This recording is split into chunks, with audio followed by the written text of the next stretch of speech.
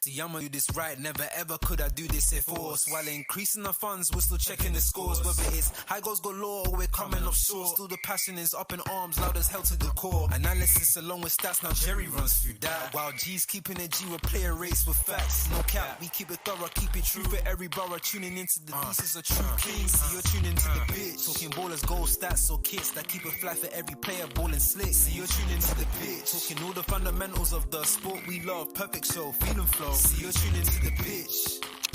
See, you're tuning to the pitch. We welcome you to the pitch. See, I'ma do this right, never ever could I. It does kill it. You made the decision to take Thiago.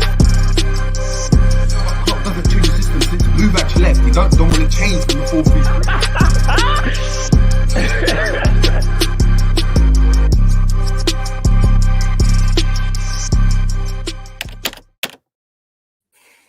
Boom, boom, boom. What's going on, people? We are back again on the Jerry James Show for another tactics board.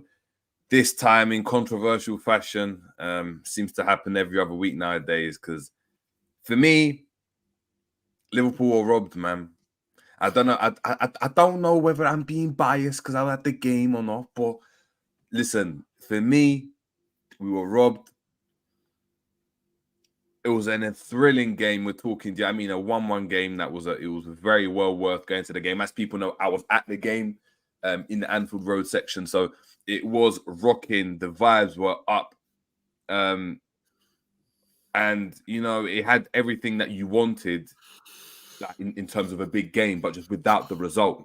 So boy, we've got a lot to get into in a short amount of time because it is Christmas Eve. I know people have got stuff to be doing and stuff. So do we. So we said, you know what, it's going to be a hectic period because tomorrow we're free, but then we're playing on Monday.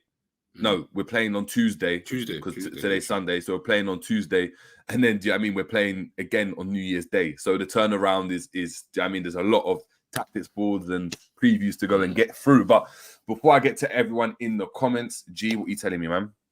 Nah, bro, I'm blessed. Yeah, so man, it's Christmas Eve, innit? So everyone just getting into their kind of festivities, just getting ready for the big day for those who celebrate, but even for those who don't.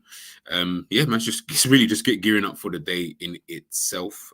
But yeah, I'm all good, man. I'm all good. How are you, bro?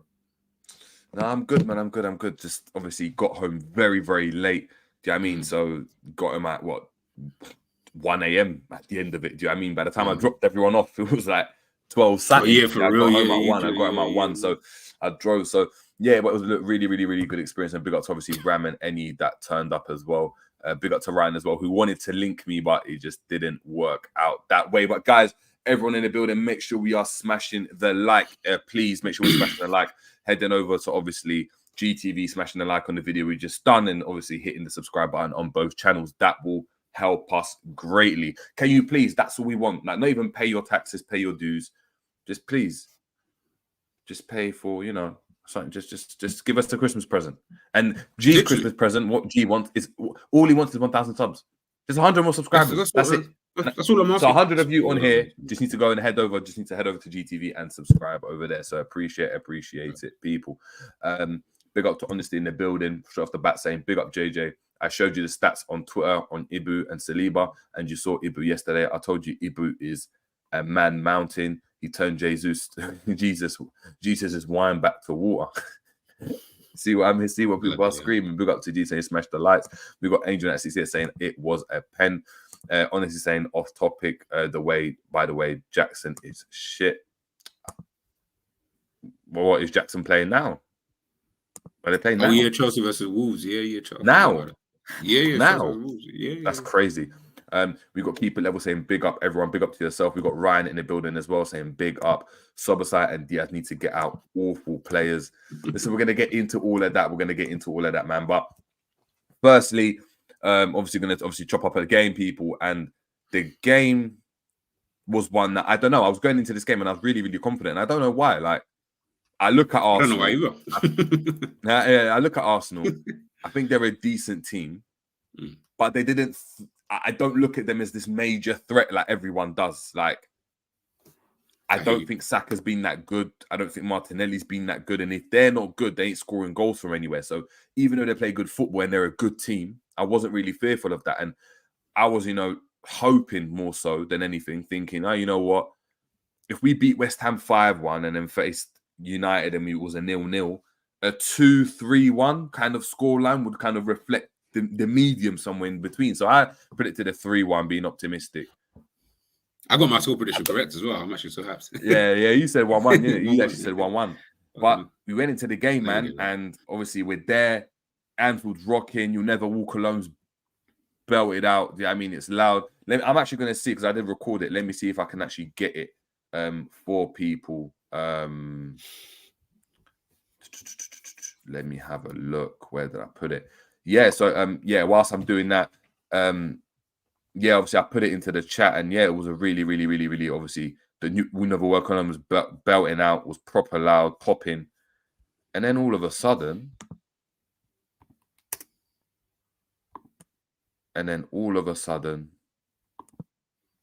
Gabriel scores, and it was at the Anfield. It was at the other end.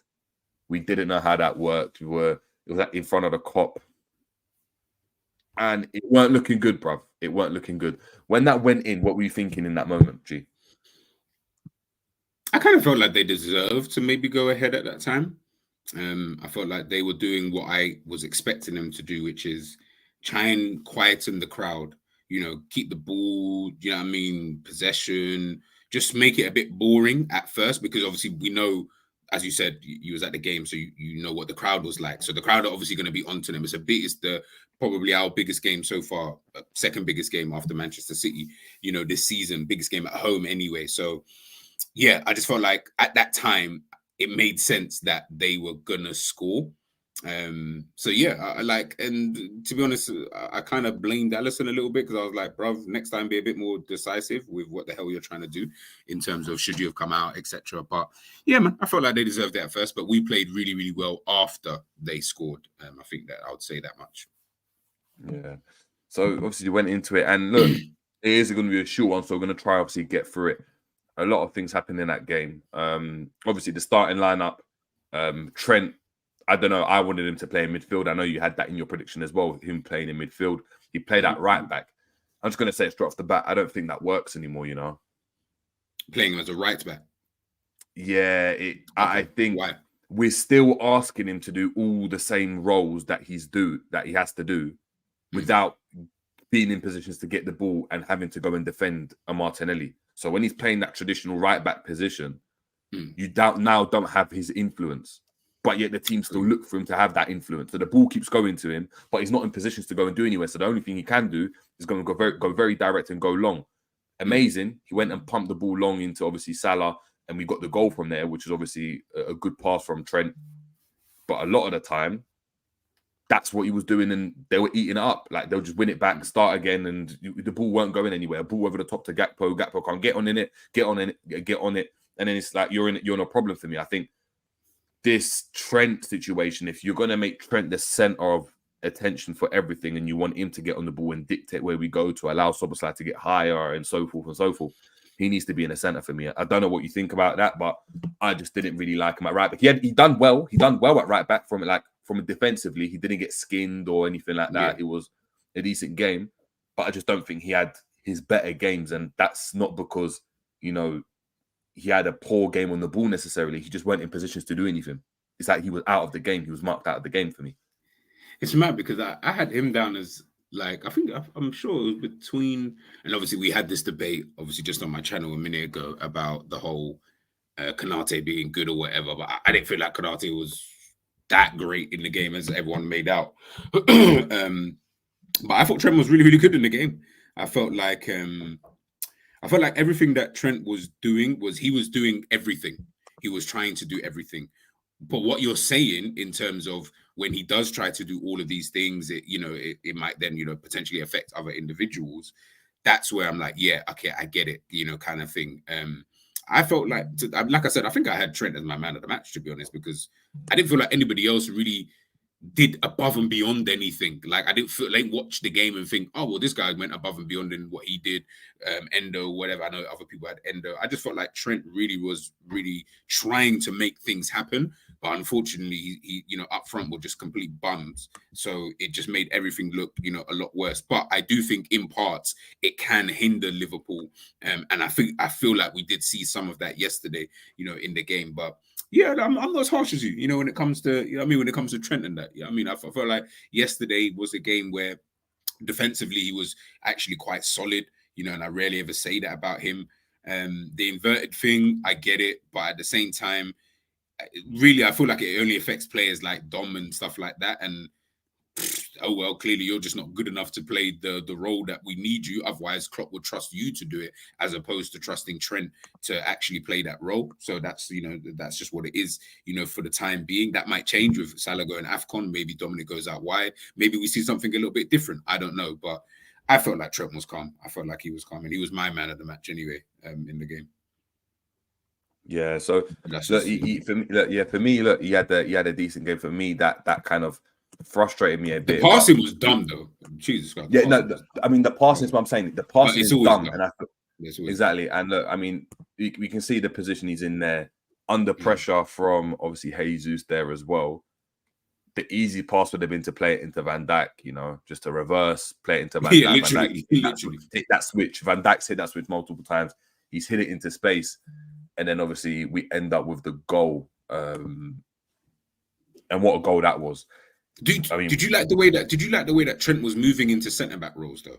Because I feel like I've always wanted, because we always have like the two men who are obviously always back, even though we're still always getting cut open, but we always have two men who are always back by themselves, the two centre backs. But Trent was popping into that centre back role quite well, which then allowed for the split for the two centre backs. So basically that pass is because he's dropped in to that centre back position, which then allows him to be able to have more time on the ball to pick out, these kind of passes. Obviously he needs runners, but he obviously had that in Mo Salah yesterday for that goal anyway. So I felt like he was doing that pretty well as well. The only problem was I don't feel like he was doing it when we were in defensive transitions. It was just more, he did it more to just create space for himself in attacking transition. But as soon as he went to defensive, that's when he would obviously then try to push back out to the right back slot or just get back into midfield and stuff like that. But I felt like attacking, he was really, really good. He was really, really good.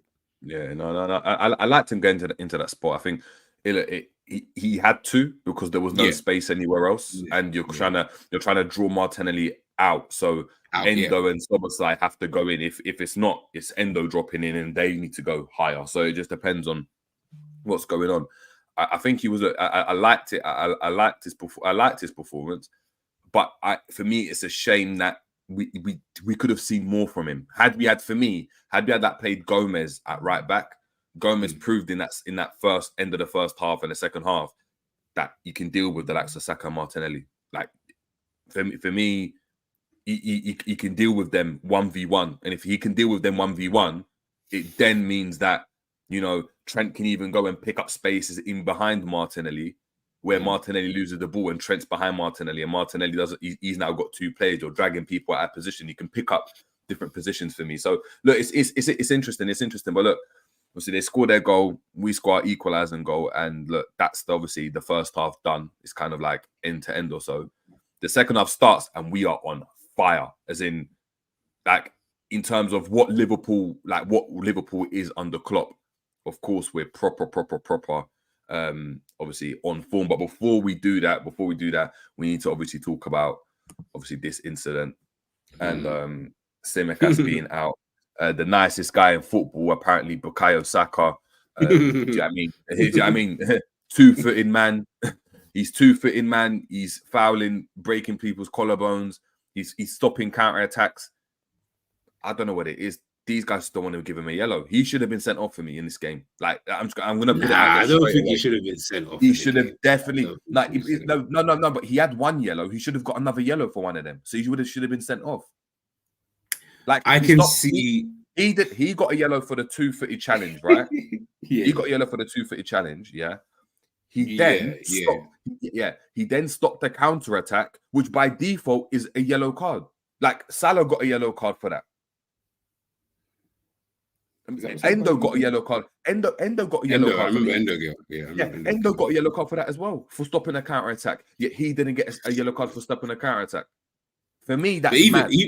Even the yellow that he did get, I was like, even that yellow was a bit harsh, bro, because you could literally, we'll get onto the handball in a sec, but you literally saw that he literally slipped. Like he generally slipped, and without him slipping, I think he got to the ball anyway first, but he was getting to the ball first, and then it's like he slipped at that last second kind of thing. So cool, he gave a yellow. I'm not going to argue with that. I felt like it would be harsh. I felt like that would have been harsh to give him a second yellow, because I don't think the first one was a yellow in the first place. But it's one of those things, isn't it? Like, and the whole Tsimikas thing with him obviously getting himself injured and that, like, Saka was right. Like, yeah, bro, that was. But at the same time, the barge was in the back, though. The barge was in the back. Nah. Of course, bro, it was. Bro, you got to realize, in that situation, they're both. It's not his fault. Tsimikas just wasn't strong enough in that 50-50 challenge. That wasn't a shoulder. But that wasn't a shoulder. It wasn't a shoulder to shoulder. Man barged him in the back. It wasn't like he barged him shoulder to shoulder. I'm not disagreeing with that. But Tsimikas has tried to barge him as well. It's Tsimikas' fault that he's not been able to do so. So regardless of where even the contact, you can see both players are that ball. And the things, you knew a collision was happening. I thought Tsimikas was going to come out stronger though, but clearly Saka was able to come out of it. When they're both running towards that ball, you can literally see the intentions of both players is, I'm not even trying to get that ball right now. I'm just trying to, if I barge him off the ball, I'm either going the other way with Liverpool, or I'm going the other way, obviously, as he did with for Arsenal kind of things. So that's why I was like, nah, I didn't see nothing wrong with that. It's obviously unfortunate. Tsimikas got injured. He's going to be out for, I think I heard, months and stuff like that. But for me, I looked at that and I was just like, to be honest, I felt like the damage actually really happened when he clattered into Klopp. Klopp, why are you standing so fucking close, bro? Why don't you stand back?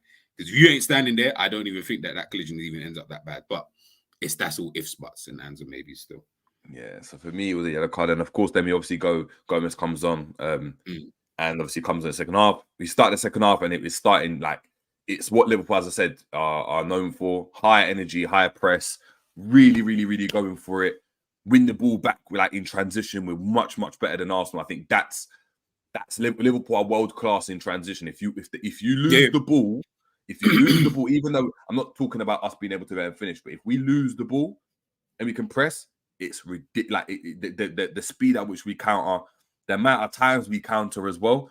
I think we should have been much more clinical. And looking at that, obviously at the end of the game, not even at the end of the game, we had obviously a big chance. One of the transitions led to this. Absolute a 5v1 with Gravenberch.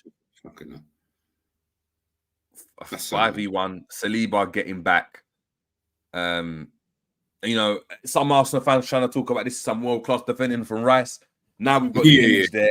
I think it looks a bit more hilarious now because he isn't affecting Elliott or Gravenberch or Trent with his positioning. He's just shook. That's just a man shook running back. Like he has, as anyone should be in that situation. Yeah, as anyone should be, of course. But we can't compare it to what Virgil van Dijk did, obviously against Spurs a few years back. And then look, for me, what I would have done there if I was Rice, right? I don't know why he's opened up the angle for him to go and play. Yeah, but he's at my point. But he's opened up the angle for the. No, but I think he's done that on purpose because put the image up again quickly. If you can put the image up.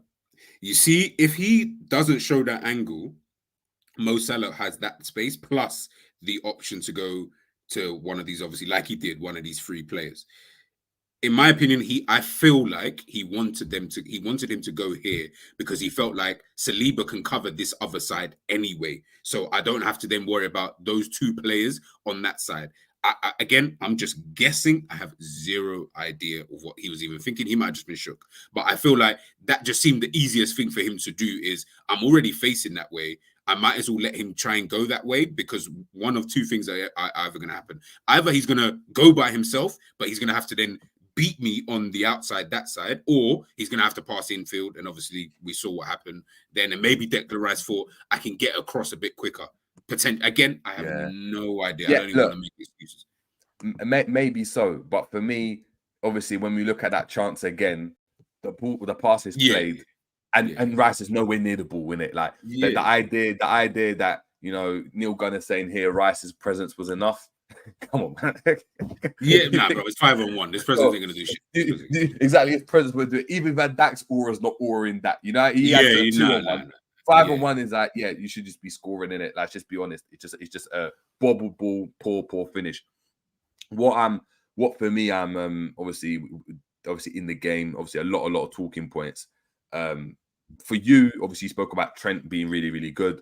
For me, I think Konate, for me, was the man of the match from Liverpool from a simple perspective that a lot of the chances that Arsenal had, and they didn't have necessarily a lot of shots that were on target, that Alisson had to really deal with. Yeah, they had shots, but nothing on target. A lot of them were blocked. A lot of them were wide. A lot of them were from outside of the box. I know in the first half, obviously, they had a couple of chances where the chance with that, bruv, like Saka came in and Martinelli just missed it. Yeah, Martinelli. I was like, what is the centre back doing? That was right in front of us, and we're like, that was Gomez's fault. Yeah, that was exactly. No, Gomez went on at the time. No, he was on. Saka beat Gomez to get to that ball. That's how Saka got inside in the first place. It was Gomez who was on at that time. Gomez went to cover that side, didn't it? It was the through ball. It was a through ball. So Gomez in his normal left back position. It was a through ball played in behind, but Gomez, I don't know what he was doing or where. Maybe he had pushed up or whatever. But I just felt like he just wasn't in the right position. The ball's obviously gone in behind. Saka's run onto it. Even slowed up a little bit when you see the through pass. It started to slow up a little bit. From what I've heard, we watered the ground. So obviously the ball slowed up. Saka's taken the ball on. Alisson's come rushing out, which is good because then it's given Saka a decision to I have to go around him, or I've just got to shoot quickly. He's decided to go around him, kind of lost possession in that little moment. Martinelli's obviously come running up, and then that's when he's obviously hit it wide. But I was looking at all of them thinking, what the fuck are you lot doing? And Gary Neville just quickly said something, which I was like, I totally agreed with this. As much as we can say, Konate, all of this and that was good and blah, blah, blah. Hence the reason why I had Saliba as the best player on the pitch. When you asked Arsenal to defend, and I know we can do the context or whatever, when you asked Arsenal's defenders to defend, there was a sense of calmness about what they were doing.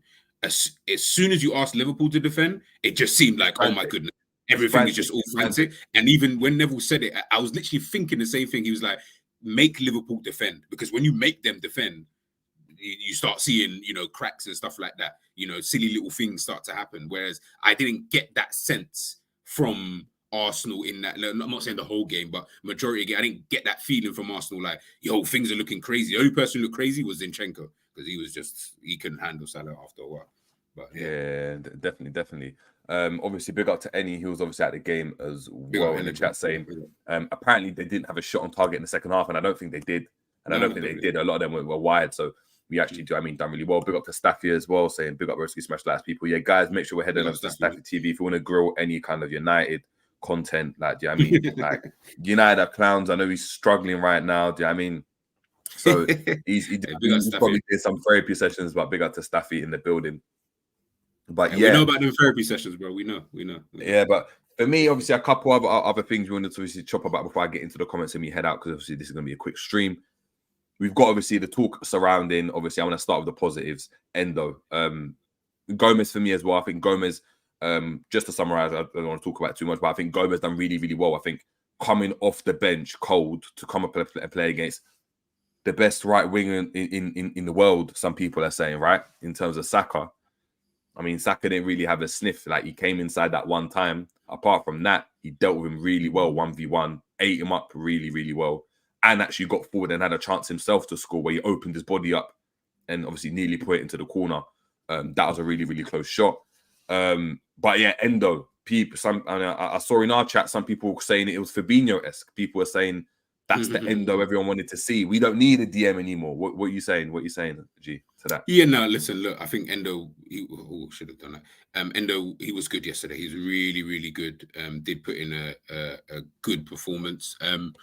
Listen, there's still way better defensive midfielders out there. He was up against one yesterday. Probably did better than him in overall, but in terms of his just performance yesterday, it was really, really good. And you can see that maybe he's building up a bit of confidence. Maybe he's playing more, understanding what he needs to do more potentially. Still needs to catch up with the speed of the game. There are times when he does get yellow card, for example, I have zero faith in that he won't get another yellow card. I always think this brother is another tackle away from getting one. So maybe just your football IQ in those kind of moments at times, I feel does need to be a little bit better with some of the challenges that you are putting in.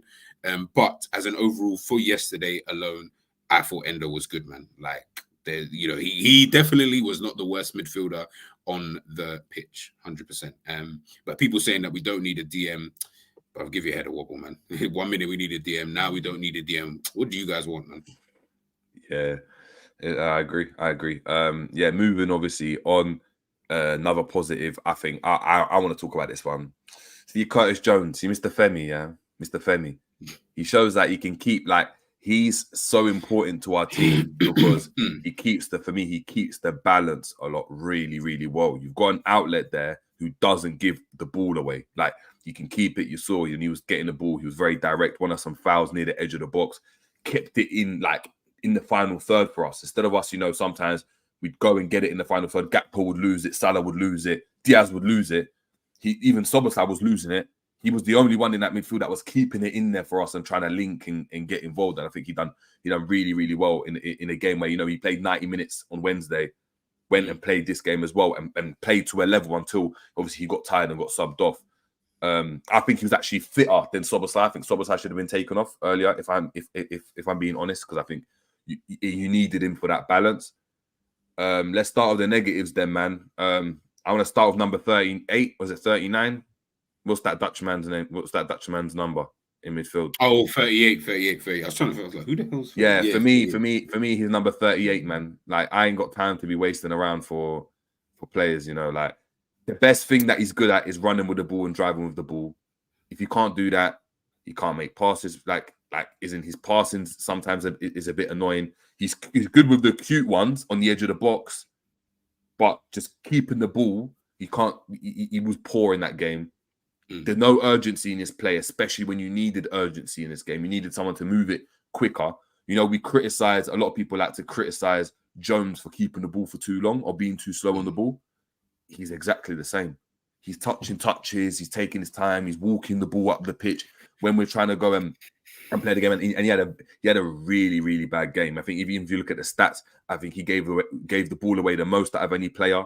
I think he didn't make a successful tackle in the game after attempting 3. Like, he was just like, when he came on, it opened the game up because now Arsenal had, do you know what I mean, an Ødegaard or whoever on that side that could just bomb through and get into those pockets where, before they had threat of Jones. Jones was not only going to keep the ball, he was driving at them and he just had a better performance, in my opinion. I don't know what you have to say about that and what you saw on No, on I agree. Everything you said about Gravenberch's performance, I agree. I don't agree with the notion that keeping Jones on would have helped anything. I think you could have taken off either Jones or Szoboszlai. I don't think that Jones doesn't dribble with the ball better than Gravenberch. That's just always been like that. Like, Gravenberch, I trust more to be able to do, I think, what Klopp wanted him to do. The only difference, maybe, yes, you could have taken off Szoboszlai instead, but it could have been either one. I don't like. Everyone was moving as if like Jones was the key to this, and I was like, Jones was good. Don't get it twisted. I thought Jones was good in the game, but not good enough where I'm like, oh, you got to keep Jones on because if you don't keep him on, this and that's going to happen. Oh, look, Wolves are just good. This and that's going to happen and blah, blah, blah. I was like, nah, you could take off either of them, really. And I feel like Gravenberch would have played how Gravenberch played anyway. I understood why Gravenberch came on. It was just a shit performance when he did come on, in my opinion. It made sense why he did that. At the end of the day, he felt clearly, out of the two players, he felt that keep taking Curtis Jones off made more sense in his head. And I kind of understood it in a sense of, well, Jones, yes, he's keeping the ball really, really well. We've got the control, but we're already kind of dominant in this game anyway. And you're maybe now being a bit too safe. So we're not really doing anything. And maybe we need someone to do late runs into the box. Maybe we need someone who can really be energetic to get into the box. Maybe we need someone a bit cuter in and around the box with a bit more energy as well, because obviously Jones, as you said, played 90 minutes the other day. So maybe then bringing on Gravenberch then made sense, to be honest with you. That's why I was like, when everyone was like, oh my goodness, Jones coming off, I was like, I mean, was Jones going to score? Like, he didn't look like he was going to score in the game. So I don't understand what the beef was with bringing Gravenberch on. But Gravenberch's performance was absolutely stinky. That was the fact. Like, it was absolutely rubbish, and everything he was supposed to do, I just felt like he just couldn't, realistically do it, to be honest. But I ain't really with the notion that Jones was that pivotal. I don't think so. I feel like we should have won without him, to be honest. Yeah, I think me personally, I think with the midfield, like I said, it was because Endo wasn't someone that was necessarily keeping the ball well. He made a progressive pass here and there, but he was like defensively, he was breaking up play for us. He done really well in that regard, and was just kind of beating that first press. Sometimes he was getting pulled back, and he showed good strength. Jones enabled us to keep the ball in the final third. I don't think any other player in our final in the final third allowed us to go and do that. And when we took, but maybe that's not what he wanted to do, though. Maybe he didn't want to do that, though. Because remember, keeping the ball in the final third didn't amount to anything. So he needs to change up the game. It didn't. But when you think about it, what he's done, he's risked the game being more open. Yeah, but that's the point. That's our best game. We're better when the games are open. But we're better in transition, bro. I know, but Arsenal. But then what you're doing is you're allowing Arsenal to get into the game. And that's when Arsenal started having more of the chances. So in that period. But this is the whole risk that we play with. Like, this is what I don't understand. Like, we play. This is what we want to do all the time. No, I get it. I'm just speaking for myself. That's why I was like, I hear you, that's what I'm saying. I agree with you. I agree with you. Yeah, like, as in, you need to keep the ball in the final third, and especially like if you're a team in possession, you've got the likes of Szoboszlai, and you've got Gakpo playing, and you've got Salah, and you've got Trent. You need to be able to go and do that. Once you win it, cool. But you don't want to give the ball away. It's not like, all right, cool, we didn't catch you in transition. Have the ball now, and we're going to defend. Because if they had scored from a couple of those chances, then we'd have been in. Yeah, they were starting. So they were really dominant. Exactly, they were starting to get into it. And for me, that was like a couple times, like Gravenberch diving into a challenge instead of just running back and doing the hard yards. He's lazy and he's diving into a challenge where he didn't have to go and do that on the edge of the box. Just track your runner, innit? Like, track your runner and force him to pass back or pass somewhere else. You've dived in now. Now he's free. Now Ødegaard's running. Now Ødegaard's running out at Jones. I mean, at Gomez. And Gomez is looking at Saka like, hey, what's going on? Like, do I press Ødegaard? Do I stay with Saka line to cut in? It was becoming a problem for me. What I don't like, I'm not saying he's lazy. I'm not saying he's lazy, but that's lazy. This is why I need to. You see when N says this. This is why I need to question when he was saying that he's 5-star at everything when it comes to ball. Remember when he? Yeah. How can man tell me? How can man tell me that a dive? You know when you dive in midfield and you dive to get a challenge and you get skipped past that isn't lazy. You should always track your runner. When you dive in, that's lazy. That's lazy. Like. Oh, Jesse got to score. I think the only thing that annoys me about this whole Gravenberch thing, that kind of jars me, is that 1 minute we're all saying, Gravenberch has to play, Curtis Jones, Next minute we're then saying, no, Jones has to play, Then it's, Endo can't play. And then it's McCallum, I feel like everyone is flip-flopping way too hard on this whole team. I don't understand what it can't, like, this is, you know what's so mad? We're flip-flopping about all of these players, not because they're playing well. And that's the maddest thing. We're flip-flopping so much because basically everyone is like out of form and we're just trying to, one guy is in form. He's the best in the world. He's the best. It's too much, bro. The flip-flopping, I agree. But remember, I've been screaming about Jones for the longest. I'm not specifically talking about you, but I'm just saying I'm reading everyone in the chat and I can see what everybody's saying. And I'm like, guys, we need to stop doing this thing where it's like 1 week it's this person, next week it's that person. The front line, no, this person should start, that person should start. They have 2 shit games. Then it's these two. I'm like, bro. That tells me straight off the bat that one, we don't have a settled side and we're not rotating because the team is in form like Man City used to do. They rotated and everyone is still in form. We're rotating because everyone's off form. That's worrisome. That's by the way, I'm not saying Gravenberch is that done, get rid of him or whatever. But I'm just obviously I was exaggerating. And that's what I said. I'm not talking about you. I'm talking about everyone. I think he's a good player. No, the game was shit. He was shit. I'm saying Gravenberch was terrible. I think it was our worst. When he came, it was the worst. That substitution didn't work for us. I think like the Elliott one, you can see he injected into our game. I know he came and had the shot that was deflected, hit the post. Like, do you know what I mean? And he was there for that counter attack. And defend your guy, bro. Defend your guy because your guy was shit, bro. I'm waiting.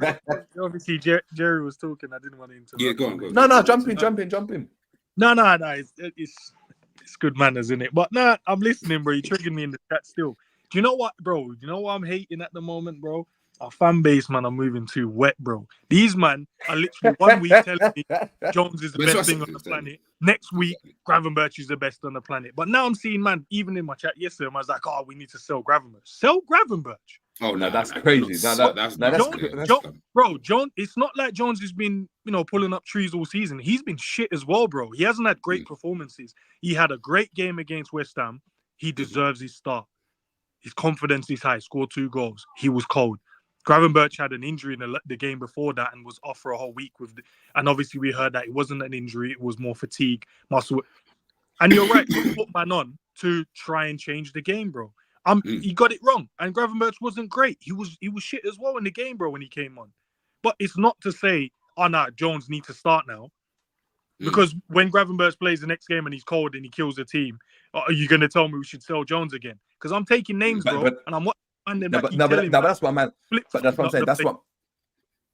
what I'm saying. That's what guys are doing. Me personally, I've always screamed that Jones needs to start. I said at the beginning of the season that Jones will play more games than McAllister. I said that in it. Like I said, this guy's going to play more games because I feel like he's more important to our team. Because I just think that. But I'm not saying sell Gravenberch. I'm just saying that Gravenberch was poor. That's what I'm saying. But the flip-flopping, I 100% agree because Gravenberch had a really good game against United. In terms of our midfielders, he was the one like near the end when we got the goal. No, not the goal. It wasn't a goal, but I think he broke with the ball. I think he won the ball when he was driving at the United defense, and people were saying he was a decent midfielder. So.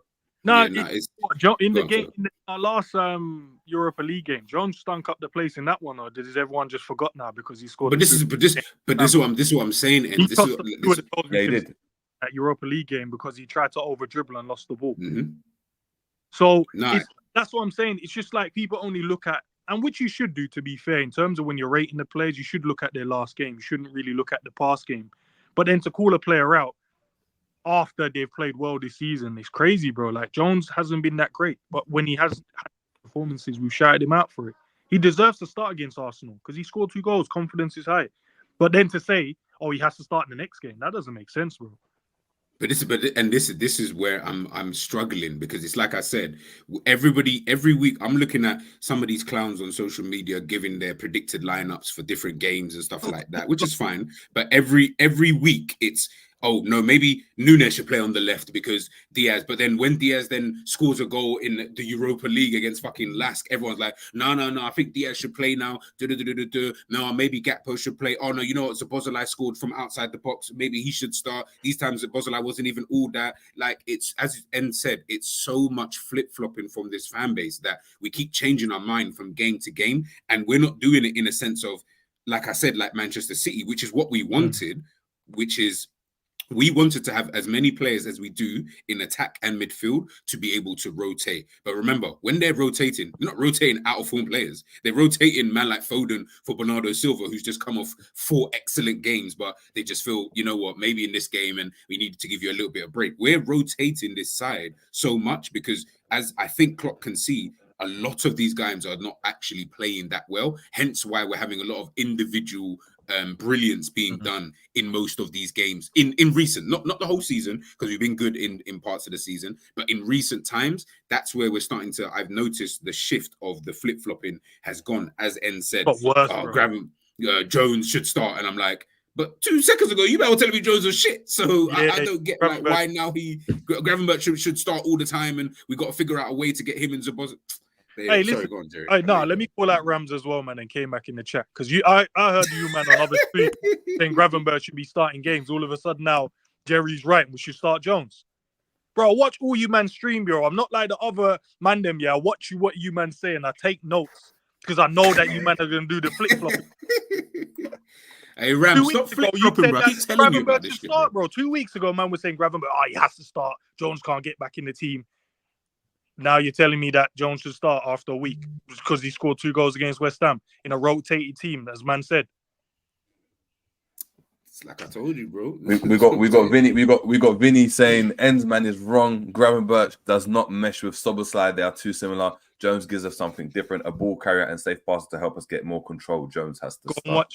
watch the video I did on the reason why Szoboszlai doesn't mesh in the team. It's not because of Gravenberch. And I did mention that, but it's more to do with Mo and Trent because they pick up too much space where man is. So if you haven't seen that one, watch that one and then you might give you a bit of an idea. It's nothing to do with Gravenberch, bro. Honestly, bro. But I do agree with what Enzo's saying, though. It is a lot of flip-flopping. It is a lot of flip-flopping. When he has a bad game, and I ask the man... Rams. Oh, yeah, start.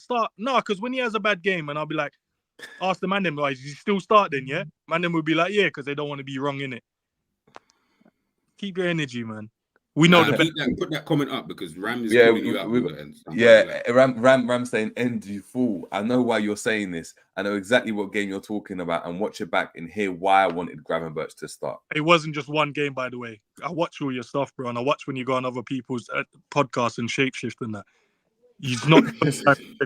I'm like ditto the Pokemon boy. No, I told man, I watch man them stream, bro. I don't just, bro. Come on, man. So I know when you think I'm gonna forget two days later what you guys say on your streams.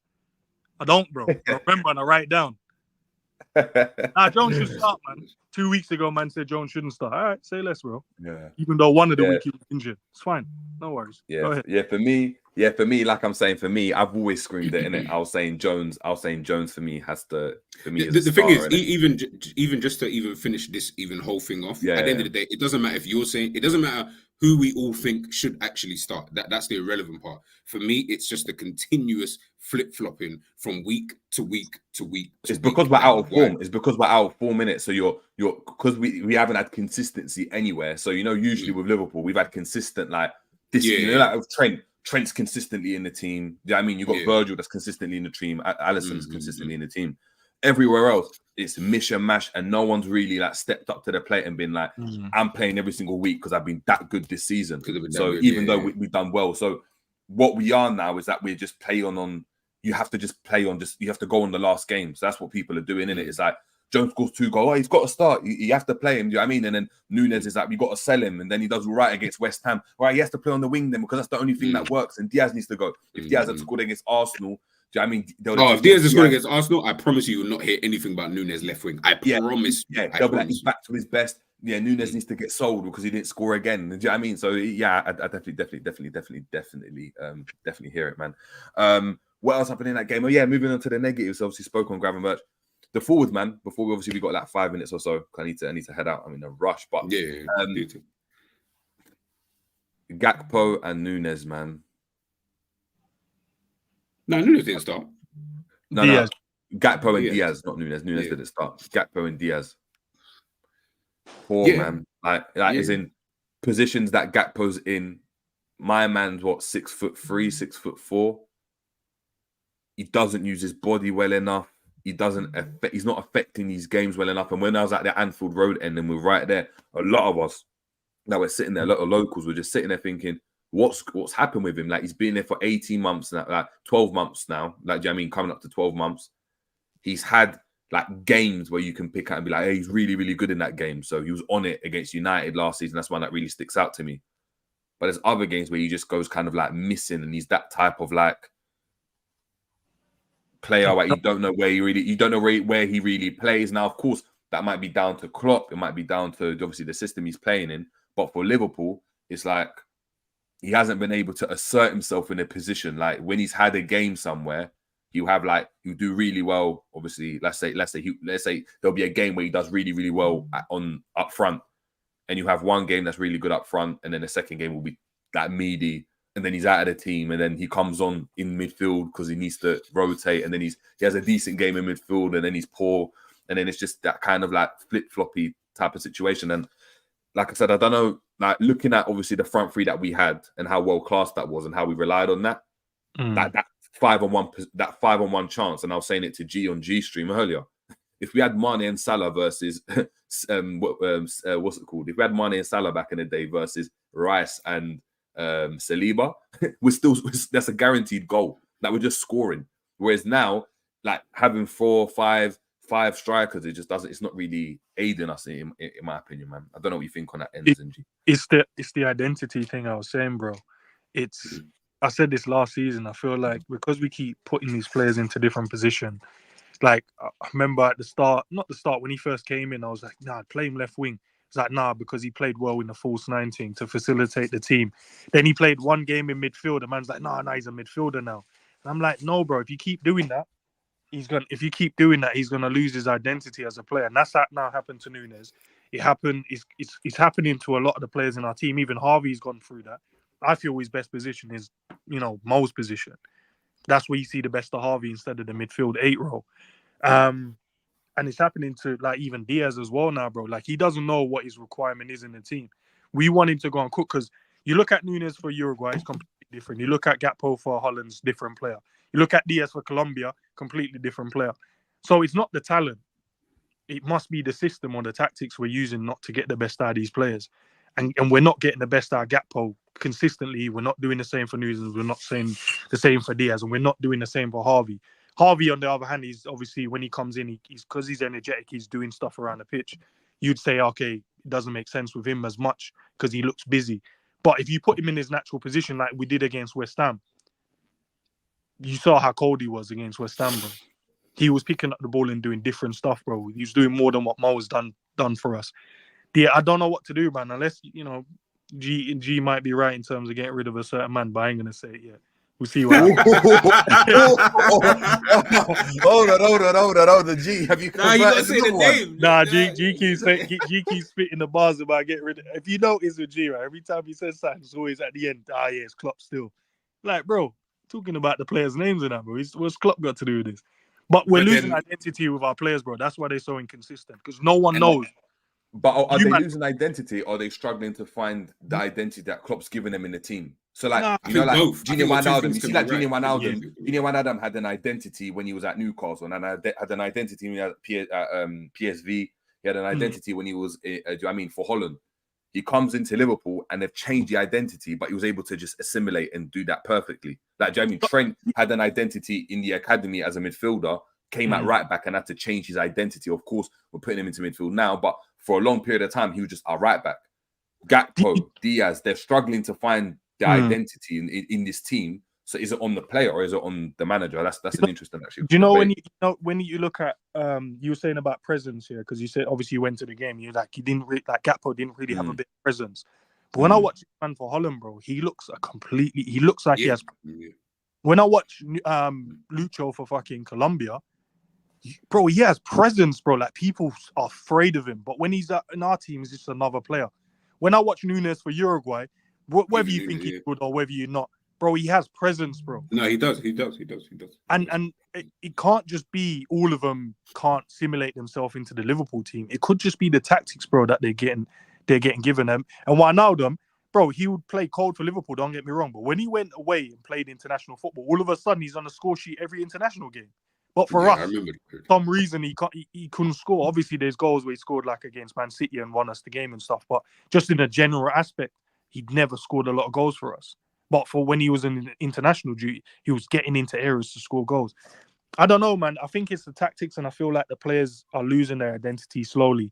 And what we want to see, because we love football and we love a certain style of football. And when we're watching the Mandem, you're like, so you have all of these mad traits, but you're not using them, bro. What's going on?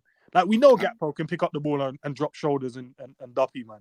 But for Liverpool, it doesn't really happen. We know Diaz is one of the most unplayable players, but when you play for Liverpool, you're not doing that, bro. Because I just watched you in the same season where obviously the thing happened with his parents, cook up Brazil, bro, like they didn't exist. But then come back for Liverpool and can't run past the man then. I don't know, bro. And I was going to say, I think what you're talking about with Wijnaldum and all these kind of players, yes, they had an identity, every player has an identity. Yes, they had that, but in this system that we're playing with Klopp, we built a lot of these guys into what they are today. So Trent was, as you say, a midfielder, so to speak, but then we built him into this right back, but we built him into a right back who is going to be a part of the attacking phase of play. Robertson, the same thing. Wijnaldum, we turned him, obviously, he built himself with the attributes that he has got. He built himself into being this Curtis Jones kind of player in terms of keeping the ball well and, just keeping things tidy and, keeping possession for Liverpool. Van Dijk, everyone in the team, I feel like we built that.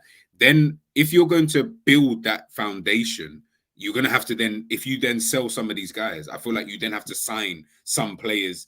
The new players have to basically match exactly that, or you're going to have to do exactly what you almost did the first time, which is, okay, with your attributes. So Diaz, with your skills and your ability, what you did in the first 6 months that you joined Liverpool, I'm going to let you keep doing that, because I don't understand why he decided to stop letting him do all of that. And all of a sudden, as I kept saying, I don't want Klopp to get a hold of him, because if he gets a hold of him and tactically starts telling him, yeah, we need you to do this, that, and the third, we're going to see this Diaz that we're seeing today. And that's what we're seeing. Whereas if you just left him to do, as N said, the stuff that he does for fucking Colombia, where he's cooking up man left and right, and I'm watching the game and I'm like, I actually don't get why I'm literally watching two completely different players. It's because Klopp has got a hold of these players and obviously is trying to get them into that system. I get it.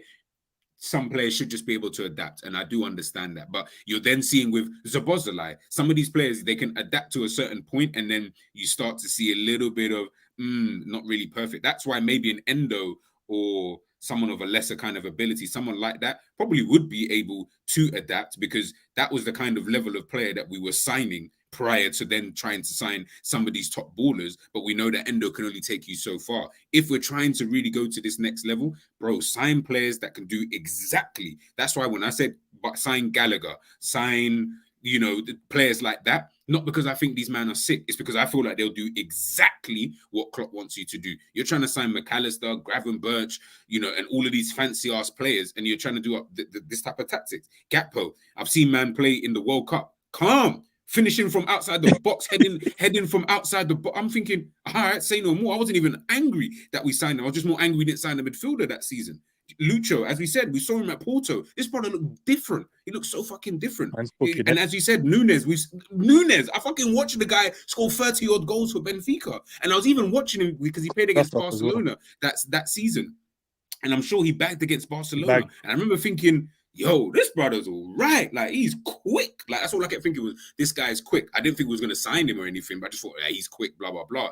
And then we signed these guys, and look what they're kind of producing, bro. Just stick to what you know, stick to the players. Someone mentioned it might be something to do with Edwards and the type of players that he used to sign in terms of the analytics. I read somewhere about Gravenberch. I'll just say this last piece and then I bounce. I read this thing about Pep and Klopp have really, really always liked someone like a Gravenberch, but there are things that he can't do as well are the reasons why they haven't really signed someone like a Gravenberch. But Klopp obviously got his way in the summer in terms of the players that he wanted to sign. He then gone out and signed a Gravenberch, who is a good player. He's a very, very good player, but might not be the kind of player that we can utilize. And that has always been my issue. Not the player themselves. I like the players.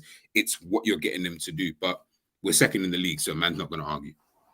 Yeah, I hear that. Look, we can have a lot to debate when it comes to obviously the Liverpool, the game. But look, we got to just push forward, innit? I think I just want to end it on a note that I don't know. I feel like that handball, by Odegaard, that was the most blatant handball. And bear in mind, I didn't see it live. Yeah, we were kind of like where we were sitting, like, what's going on? Innit? Was it a handball? Was it? I saw it on the replay afterwards. Oh my days.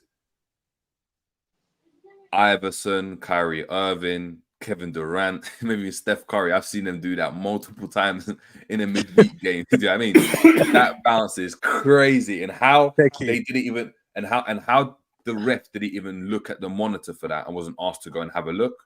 For me, is that it's criminal, man. It's actually criminal. And I'm not one to go and call out refs like that a lot.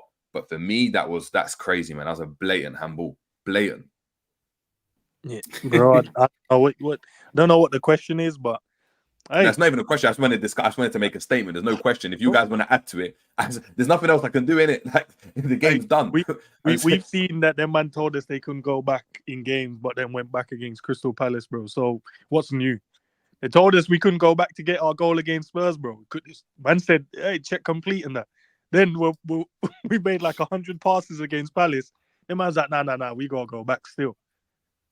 So I don't know, man. I don't know. Is it conspiracy? I don't know. It is what it is. It's Liverpool anyway. We only do things the hard way, bro. It's one of those ones, man. I felt like when it happened, obviously when it first happened, I was thinking, no, that's handball. Then when I was starting to watch the replay, I was like, if the referee had given it, I don't think VAR, because obviously VAR have said like there was no error or whatever. They've gone with the on-field decision. If the ref had given it, he would have given a penalty.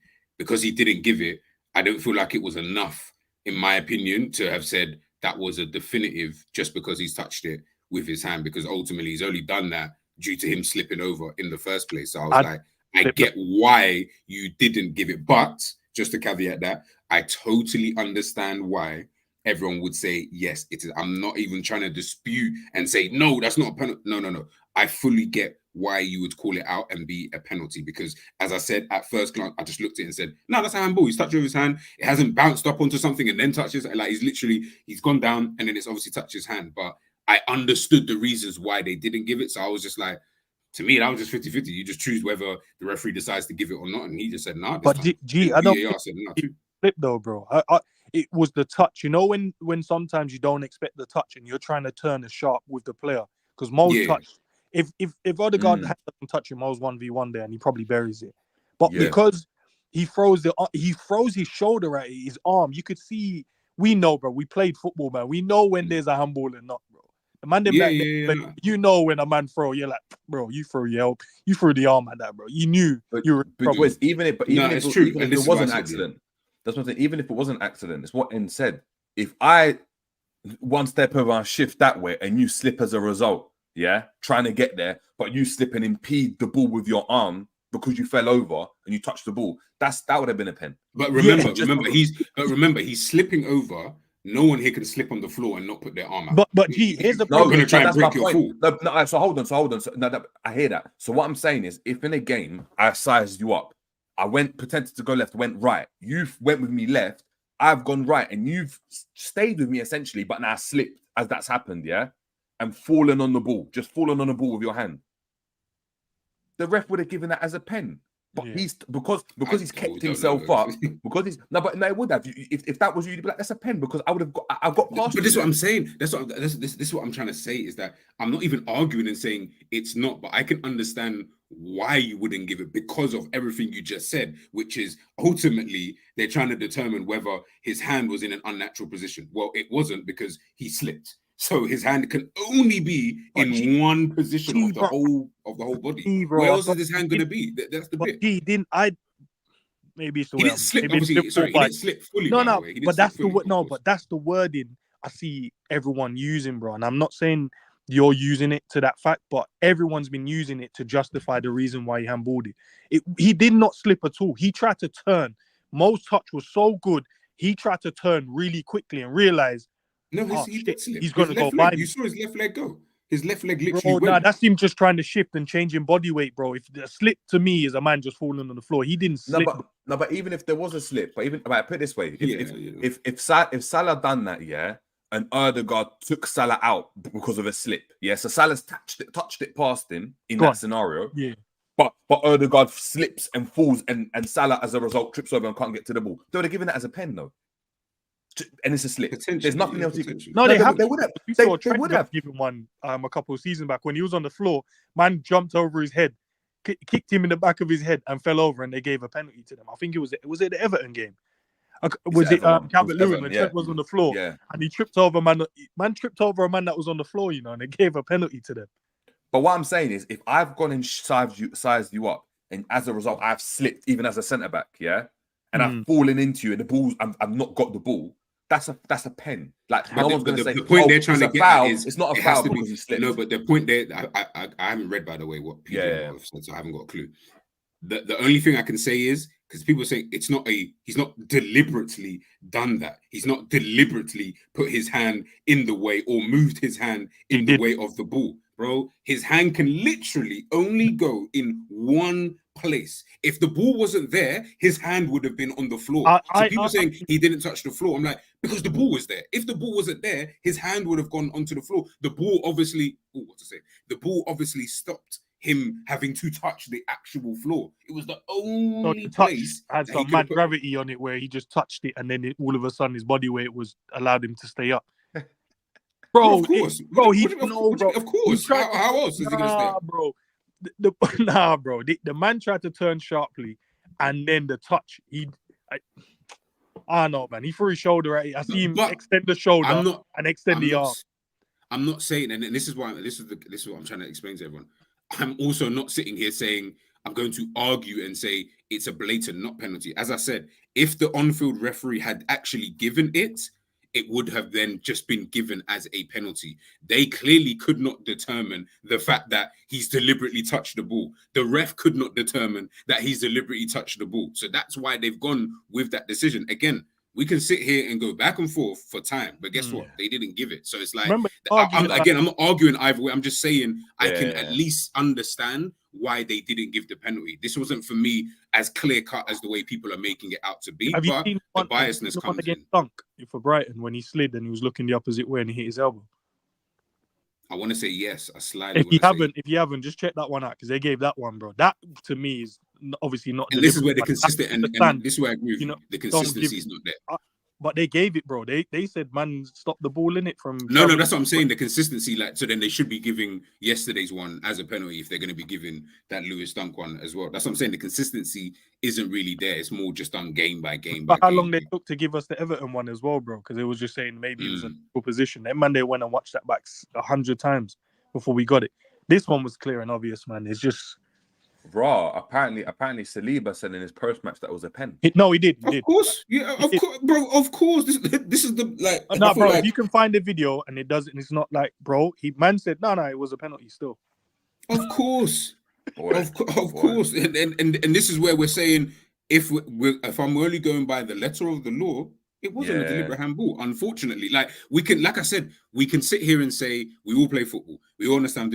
I get all of that, and I agree with everything you both are saying. But what people are not understanding is if they do not feel, and I'm not saying you two, but everyone in the chat, what you're not getting, if they do not feel it is deliberate, they're not going to give it.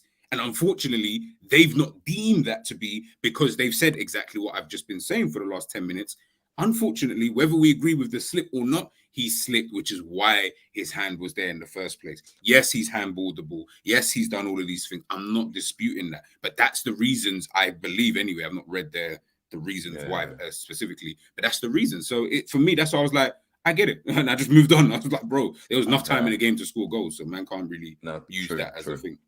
Definitely, man. But look, people, we've got to head out. We've been with you for an hour, so 20 minutes longer than I thought the show would be. But obviously, we had a lot to talk about. Apologies if I didn't get to everyone's comments today, but we need to rush out. We need to rush out in this household. But big up to everyone in the building. Make sure we're obviously smashing a like. Thank you to obviously G and Ends as well for obviously popping on the show. G, let the people know obviously what's popping on GTV in obviously the festive period now between now and New Year's. And now New Year's will just be anything based around that Burnley game. I think we've got coming up on Tuesday, and then like I said, Ends, Jerry, everyone else, whatever. If you're free, I'll be doing obviously the mid-season review. I think I'll be doing it on Thursday. So yeah, make sure you obviously if you're free, jump in, please, and we can just have a talk. That'll be after our 19th match, so we can really look at halfway point in the season, then judge everything from there in terms of where we are in the league, etc., etc. And yeah, we'll go from there, and I'll see what's up. Cool. And let the people know what's popping on End TV as well, man. Hopefully today I might be doing a chill zone, and if you guys are free, I know it's a busy period for the Mandem and that, but if you guys, what time are you doing? I'm not too sure yet. It all depends on the time that the Mandem are free. To be fair, I'm cool with whatever, but I know obviously man have to do the last minute shopping, wrapping, whatever needs to be done. So whatever time it might be, like late, maybe a late one, maybe when everything's kind of settled down and all the shops are closed and whatever. I might just run it because I've got a few talking points I want to chop up as well. And I feel like we have to talk about it, man. Talk about the players that we currently have and they're underperforming, performing. But yeah, hopefully later. Cool. Yeah, I'll be there. I'll be free, bro. I'll be free. Just shout me. Time. There we go. Well, there we go, people. Listen, but thank you so much again for everyone tuning in. For anyone celebrating Christmas, have a very, very, very happy and Merry Christmas. And yeah, we'll see you when Tuesday for the preview for the Burnley game. So we've got Burnley away on Boxing Day. So that's going to be an interesting game. So we're going to have to obviously get involved with that one. But yeah, thank you so much for everyone for tuning in again. G, Ends as well. Appreciate it. It's been the Jerry James Show, and we are out. Take it easy. Ole, ole, ole.